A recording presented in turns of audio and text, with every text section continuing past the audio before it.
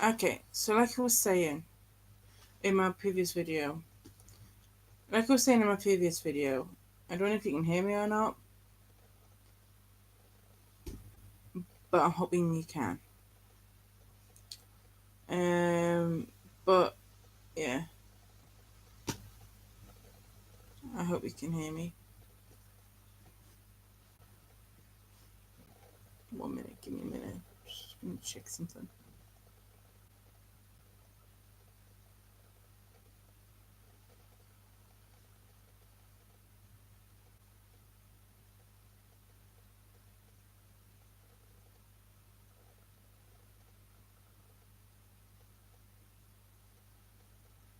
Yes, you can hear me. Yes, you can hear me. Yes. Okay. I was just checking on my phone. Okay. So yeah, I'm reading Poldark. Chapter 1, Mind of Poldark. That one is me, basically. I think. So, yeah.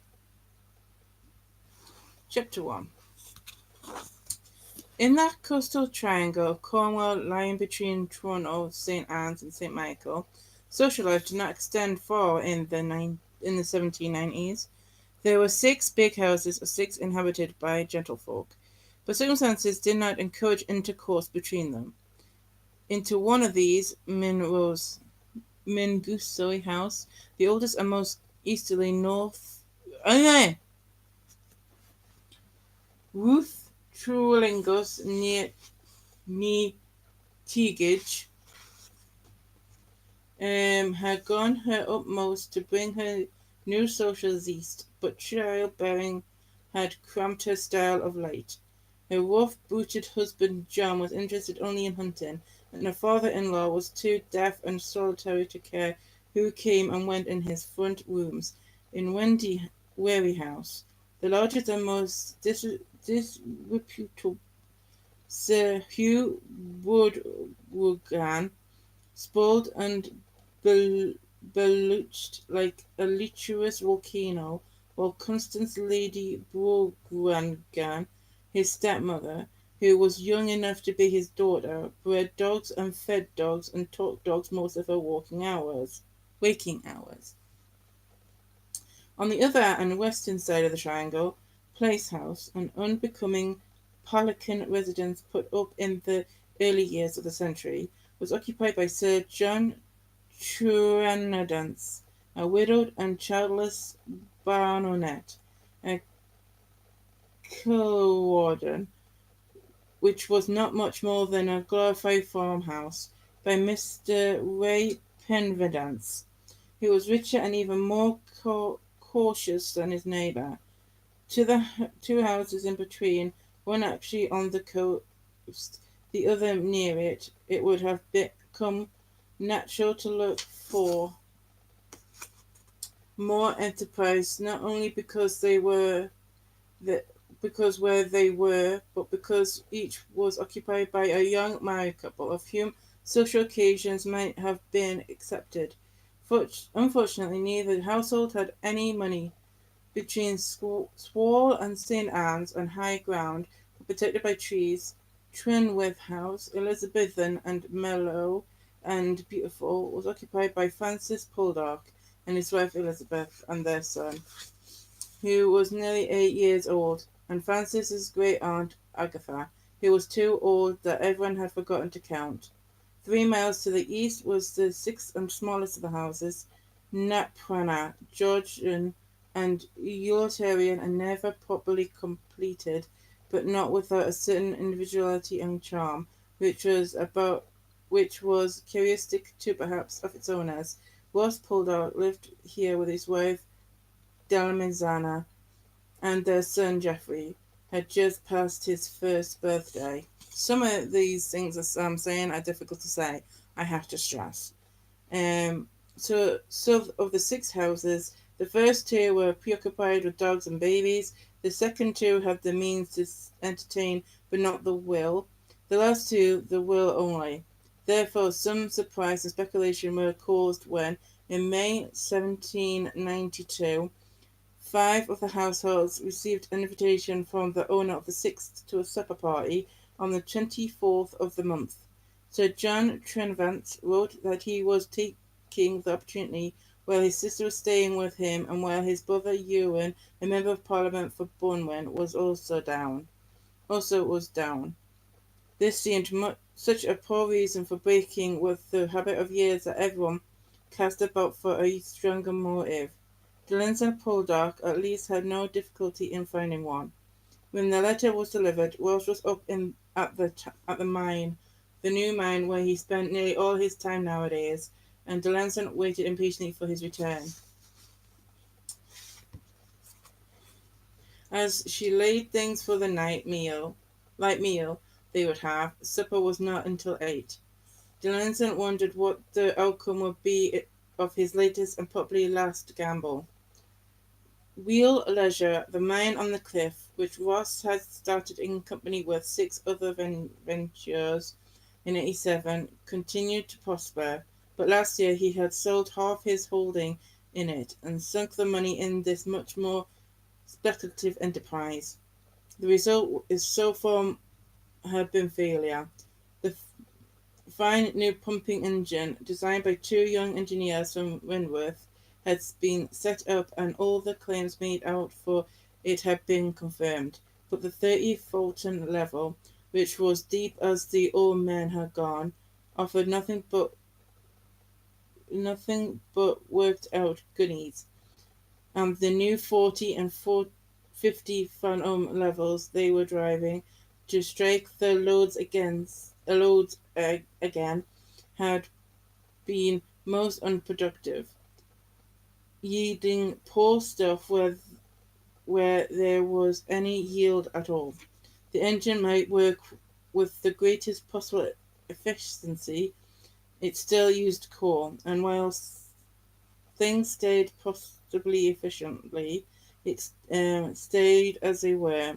Every day brought nearer the day when silence would fall on the valley and the engine began to rust. As she glanced up through the window, she saw Ross coming across the garden in company with his cousin and partner Francis. They were talking attentively, but Delancey could see that it was over no sudden discovery. Often she watched Ross's face as he came in. She picked up Jeremy, who in his efforts to walk, was threatening to pull the cloth off the table, and with him in her arms, went to the front door to meet him. The wind billowed the shirt of her green-striped dimity frock. When they were near enough, Francis said, "Linson, you never grow up. You look 17. I hadn't intended to come today, but damn it, I feel revived from the air. I think tea with you might complete the cure." She said, "Is this your first time out of doors? I hope you haven't been down the mine." "My second, and I have not. Ross has been exploring on his own again with the usual measure of success. Jeremy boasts another tooth, I believe. I fancy there are only 3 last time I looked." "7," said Ross. "We're on dangerous ground." They laughed and went indoors. The early part of tea, Jeremy made sure it was devoted to him. But presently Mrs. Gimmett came in to bear him away, and the elders were allowed some peace.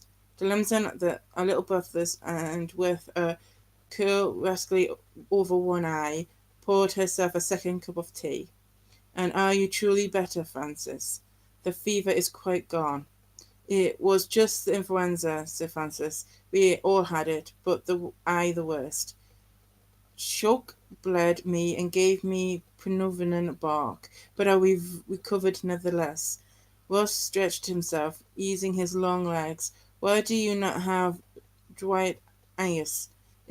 He's keen and up to date and has a knowledge of the latest physical ideas." Francis grunted. "Tom Choke has always looked after us personally. I think these medical jockeys are much the same. Anyway, our friend Envies is in a little trouble himself over old John Allery, I understand." "What's the matter with him?" It seems he had a toothache, and Ennis took out the three teeth, but dug for the roots, as is the fashion. Cho Chalk contents himself with twisting of the crowns, as you know, but this time something has gone wrong with Dwight's methods, and Alloway has not been out of pain since. Diminson said, I thought Dwight looked a small matter worried when he called yesterday. He takes his failures too much to heart, says Ross. I should think it is a great disadvantage in his profession. It is a great disadvantage in any profession, said Lorenzo, carefully not looking at him. Francis raised an ironical eyebrow. In the brief silence that followed, and to cover it, Dementor took down her envelope from the mantel shelf. We have an invitation, Ross. Just think of it in these bad times. Have you had one, Francis? I suppose it will be quite a big affair. I wonder if we shall dress. What does Elizabeth say of it? From the Trinvances, said Francis while Ross read it. Yes, we had a note today. The old man has grown extravagant with his grey hairs. I feel there's some motive in his madness, though, knowing Sir John. Ah, said Demanza. 'Twas the same thought came to me. What motive? Asked Ross, looking up from his letter. Francis glanced at Demanza, but she was waiting for him. He laughed. We're uncharitable, Ross, your wife and I. Ray Preven's niece. Caroline is is an heiress in her own right. Ewan Trevance has been stalking her for 2 years. This may well be to announce the kill. I did not ah I did not know the girl was back again. She returned from Oxfordshire, I believe that last week. But then, said Demanza, should it not be, if it were to announce an engagement? Should it not be Mr. Prevedon who gave the party? I thought that was the way, Ross. You promised once to buy me a book on etiquette, but you never did so. You behave better without it. I like a wife who is natural and not stuffed up with all manner of artificial absurdities, Francis said. Anyway, Ray Providence would never give a party even to celebrate his own engagement, so that need not discourage us from the speculation.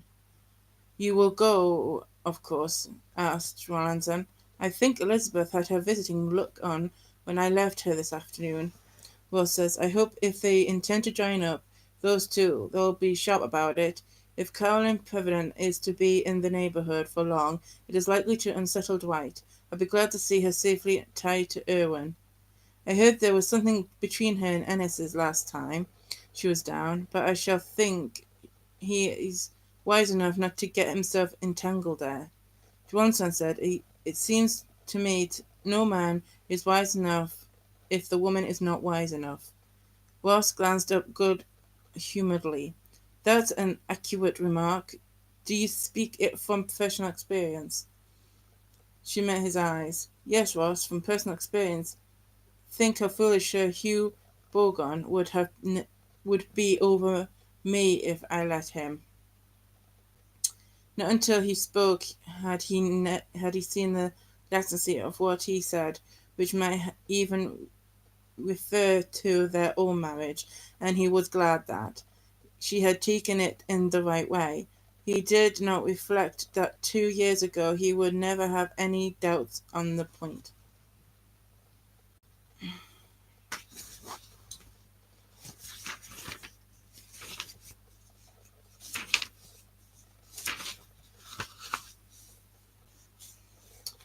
At about the time Francis and Ross walked down from the mine to the tea, George Walgendale was dismounting from his horse outside Trenwell House. It took him one would not have thought him the grandson of a blacksmith, the first generation of his family to be gentilely educated, unless the clothes he wore told the tale they were intended to disguise.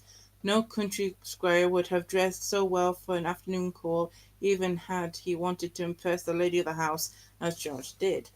When Mrs. Tabb showed him in, and rather in a flurry went to look for Mrs. Poldark, George strolled up the hall, tapping his boot in his crop and staring up at the original pictures. This was a different property from the property he might have seen at Napoleon House 3 miles away. Francis and Elizabeth might be no better off than their cousins, but you do not reduce a mellow Elizabethan house to dilapidation in a few years. George was staring at the magnificent window with its hundreds of small panes of glass, where he heard footsteps and turned to see Elizabeth skimmering down the stairs. She slowed as soon as she saw him and came down the last step hesitantly. "Why, George," when Mrs. Tabb said, "I couldn't quite believe that I had recently ventured to come." He bowed over her hand politely. "I was passing near, so thought my good son, a party present. I thought perhaps I might be permitted that much." Still uncertain, she took something that he handed her. "But it wasn't Geoffrey Charles's birthday for months. Last year. I'm late, not early. Does Francis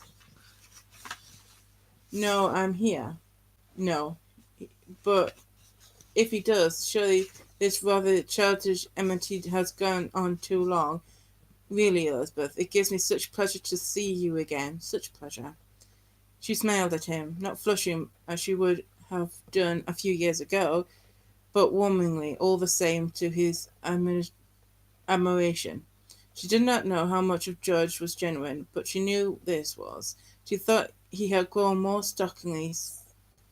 um, stocky since they had last met. So one saw in his greater bulk the shadow of the middle-aged man he would become, but however he had behaved to Ross, and that she certainly resented. He had never been anything but scrupulously fair with Francis and unfeelingly charming to her. In the winter parlour she unwrapped the small parcel he had brought, and found it was a gold watch. She tried to return it to him, troubled and feeling him over-generous, but he wouldn't have nothing to do with that. "Drop it in a drawer for a while. If you feel he's too young, the quarrel surely doesn't include him. By the time he's old enough to carry it, perhaps we shall all be friends again." She says, "The quarrel was not of my seeing. We are very quiet here nowadays, and I should be glad of all my friends. But you know Francis as well as I do. He is wholeheartedly in his feelings, and if he were to come in now, our friendship might come to worse hunt than ever before." "In other words, he would try to kick me out," Jo said pleasantly. "Well, no doubt you'll think me over-deliberate in all things, but I have posted my manservant on the raising ground near Scroll Church. If he sees Francis coming, you can give me good warning, so you needn't fear a brawl." He hunched his shoulders. "I should have hesitated to do so if I believed there was risk of you thinking me a coward." Elizabeth sat down on the window seat and looked out over the herb garden. George watched her carefully, like a business deal to be negotiated. Elizabeth says, "Before anything else, I want to thank you for your kindness to my mother and father.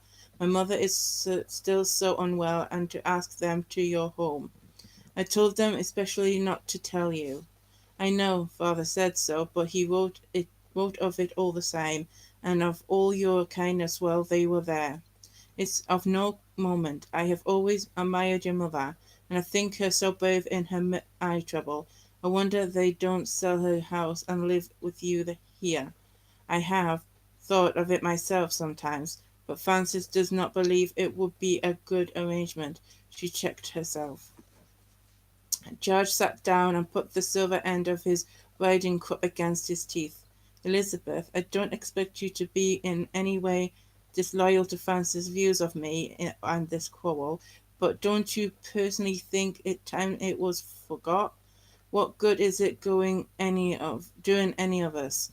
Francis is cutting off his own hand. You know as well as I do that were there any malice on my side, I could bankrupt him tomorrow. To you it's not a pleasant thing to say, but can you doubt it? I don't doubt it, Elizabeth said, flushing now. I only wish it were different. I should like to help to make it different, but while this feud continues, I should like you to help me heal it. She un- unloosened the hatch of the window and opened it in a few inches to let in a gentle breeze. Her profile was clearly like a camel, camo against the brown of the curtain. You say you don't ask me to be loyal and then press me to take sides.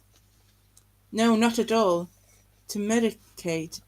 Do you think my medication would have so much effect?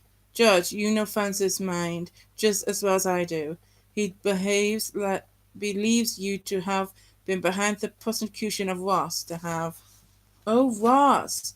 As soon as he spoke, he saw he had said the wrong thing, but he went on, keeping the resentment out of his voice. I know you have a vast affection for Ross, Elizabeth. I wish I could enjoy the favour in your eyes that he does. But let me put this clearly to you. Ross and I have never seen eye to eye since we were at school. It is something fundamental. We do not like each other over well, but on my side it is more than that. On his it is a disease. He blames me for them all as they come upon him. He plagues headlong from one misfortune to another, and blames me over there as they come upon him. Elizabeth had got up. I wish you wouldn't say this. It isn't fair to ask me to listen. She might have walked away across the room, but he didn't move aside, and she found herself at close quarters with him and not quite able to get out of the window bay. Don't you hear Ross's side? Why is it unfair to hear mine? Let me tell you of his position and what he has done to extricate himself. She said nothing more, aware that he had overcome the first hurdle. George went on. Ross is impulsive, over stiff-necked, rash. You can't blame me for that. It is the fault of being born with money, coming from generations of people who have always had money. But no one need behave as he has behaved. 4 years ago he began this ill-conceived plan for smelting copper in Cornwall. He blames me for his failure, but it was doomed to failure from the start. Then when he was hard set as a result, he was too proud to go to his friends for assistance, and so, added to his other debts, he signed a bill for £1,000 at a usher's rate of interest. It has now but it has but now come into my uncle's hands. That is how I know. And Ross has been paying this interest on it ever since. Not is he satisfied with this, but he last year sold the half of his interest in a profitable mine and induced Francis to go into partnership with him in this white elephant, Wheel Grace, which his father exhausted 20 years ago, when he ultimately beggars himself and you as well. No doubt he'll blame me for having stolen the copper out of his ground overnight. At last he escaped and walked across the room. She escaped and walked across the room. He was overstanding his case, but the truth might lie somewhere midway between his argument and Francis's. Her feeling for Ross had never quite seemed definable to herself, and there was some grain of perverseness which took pleasure in seeing the other side. George did not follow her. After a minute he says, You know, don't you, that you're one of the loveliest women in England. The clock on the mantel-shelf began to strike 5. When it had finished, she says, If what you say were even half true, it would be kind of you, but I think with Francis not here, I liberty as I know. If the truth's a liberty, then I've talked it. George brushed a hand down his embodied waistcoat. Not perfectly at ease, but not at all in retreat. Because the truth it is.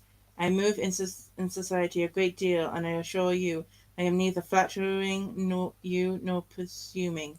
Turn round, look at yourself in the glass, or perhaps you know yourself too well to realize Men realize, older men besides myself, and there would be many such of both sexes, if you moved about more freely and were to be seen. Even now I hear people say, "Do you remember Elizabeth Poldark? Showerth, that was. Now there was a beauty for you. I wonder what dark. Showerth, that was. Now there was a beauty for you. I wonder what's come of her."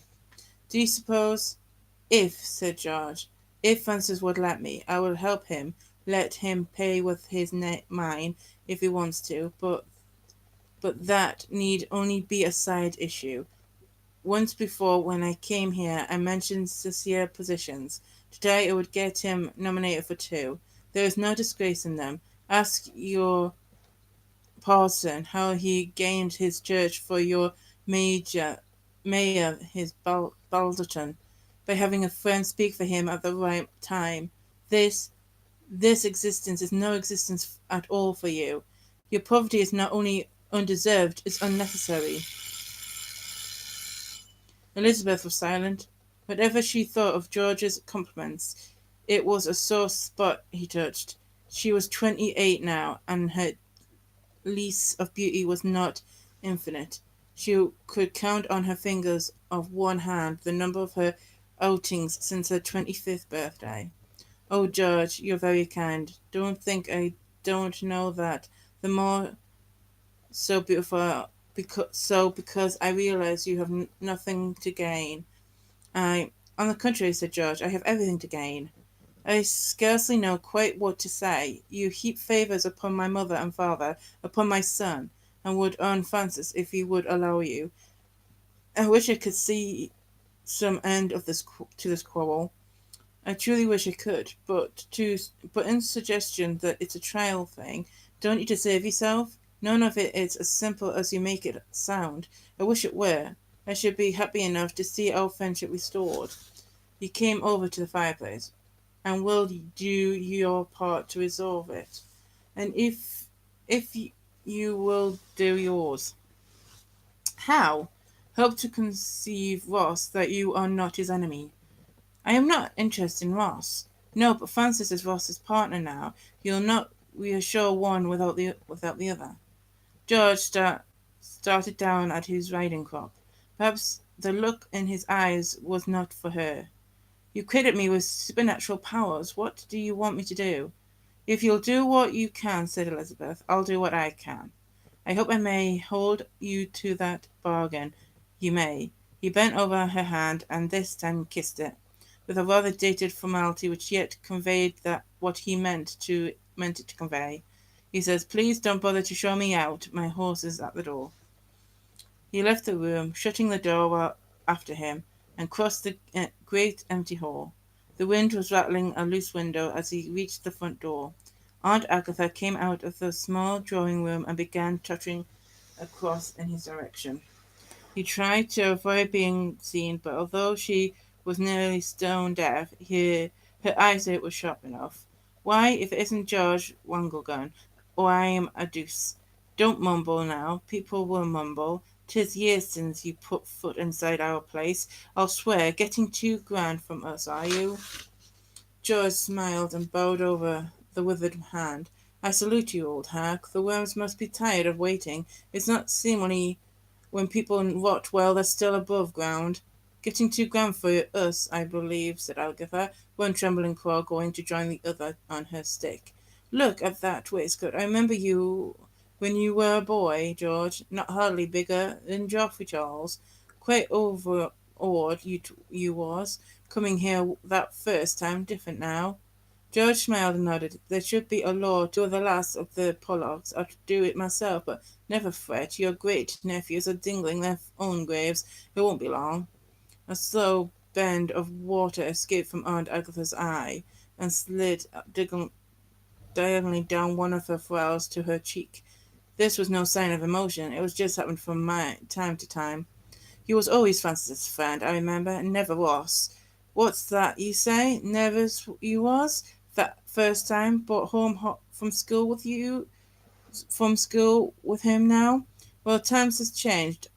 I mind the years you couldn't have rid over from Toronto and all that far down without being turned heel over tip for some footpad or needy tender. Have you seen Francis? I've seen Elizabeth, said George, bowing again. You remind me of forgotten things, old woman. Die soon, wouldn't you, and be forgotten yourself? Goodbye, said Aunt Agatha. Come again and stop to supper. We'd uncommon sort of company these days. Okay, the next couple ones, I'm actually going to put my leg because I am so hurt.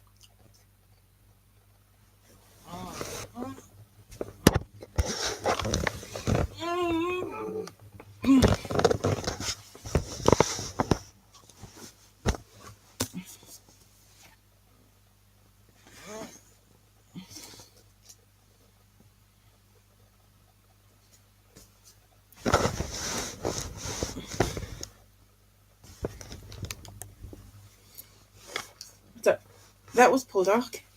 I have no idea if I'm going to read anymore. It's so difficult to read. Because all the big words and complicated words. Anyway, that was poldark. Chapter 1 anyway.